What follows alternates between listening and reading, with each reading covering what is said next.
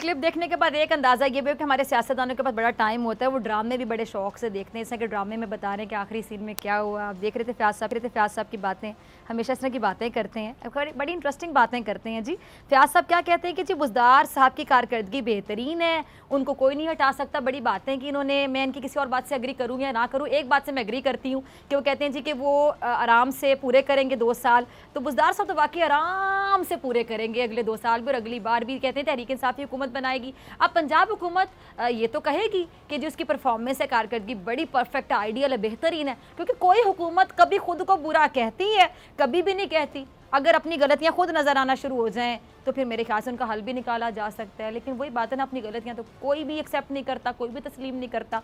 अब पंजाब हुकूमत खैर बड़ी कॉन्फिडेंट नज़र आ रही है, पूरे एतमाद नज़र आ रही है, और चौहान साहब ये कह रहे हैं कि जी उस्मान बुज़दार को किसी से कोई ख़तरा नहीं है।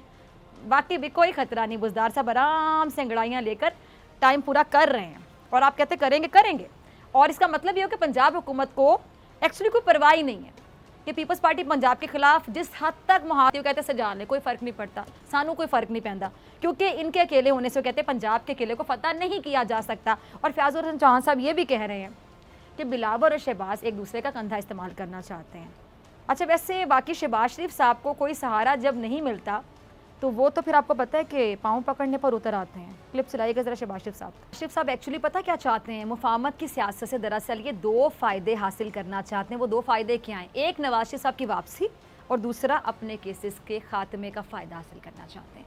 लेकिन वज़ीर आज़म साहब के होते हुए, जिस तरह बारहा कहते हैं कि किसी को NRO नहीं दूंगा, तो हम ये उम्मीद कर सकते हैं कि इमरान खान साहब ना खुद किसी को NRO देंगे, ना किसी को NRO देने देंगे, क्योंकि माजी में ये जो NRO है ना, इसी NRO ने मुल्की मुफादात का रज के सौदा सस्ते में किया। लेकिन अब हम उम्मीद कर सकते हैं कि नए पाकिस्तान में ऐसा बिल्कुल नहीं होगा, क्योंकि ऐसे नहीं चलेगा। सब्सक्राइब करें और बेल दबाएं ताकि कोई खबर रह न जाए।